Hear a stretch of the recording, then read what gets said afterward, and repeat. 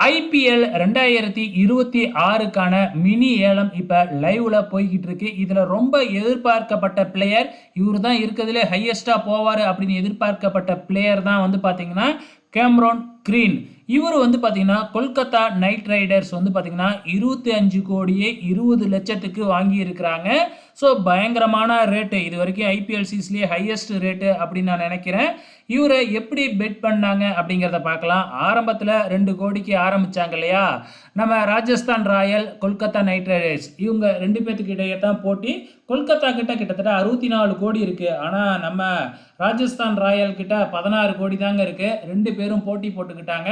அது வரைக்கும் Chennai super Kings அமைதியாக உட்காந்து வேடிக்கை தான் பார்த்தாங்க. இப்போ இவங்க 2 பேரும் பெட் கட்டிக்கிட்டு அப்படியே கிட்டத்தட்ட ஒரு 13 கோடிக்கு அப்புறம் வந்தாங்க. ஸோ ராஜஸ்தான் ராயல் கிட்ட இருக்கிறதே 16 கோடி, இதில் 13 கோடி ஆல்ரெடி பெட் பண்ணிட்டாங்க.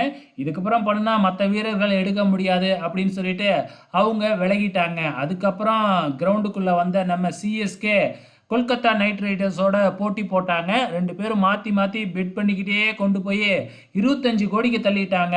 ஸோ இது என்ன ஒரு ஐடியா அப்படின்னு பார்த்தீங்கன்னா, கொல்கத்தா நைட் ரைடர்ஸ் கிட்ட இருக்கிற அமௌண்ட்டை வந்து கம்மி பண்ணணும். இப்பொழுதைக்கு வந்து பார்த்தீங்கன்னா 25 கோடியே 20 லட்சத்துக்கு கொல்கத்தா நைட் ரைடர்ஸ் ஃபைனலாக எடுத்துட்டாங்க இல்லையா. 64 கோடியில் இருந்த கொல்கத்தாவுக்கு இப்போ அதில் 25 கோடியே 20 லட்சம் போயிடுச்சு அப்படின்னா கம்மியாயிடும் இல்லையா. இப்பொழுதைக்கு சிஎஸ்கே தான் டாப்பில் இருக்காங்க அமௌண்ட்டில். ஸோ இதுக்கப்புறம் வர்ற வீரர்கள் வந்து பார்த்திங்கன்னா நம்ம சிஎஸ்கே கையில் தான் இருக்குது.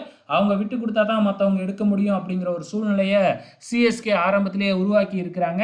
ஸோ வெயிட் பண்ணி பார்க்கலாம் சிஎஸ்கே யாரை எடுக்க போகிறாங்கன்னு.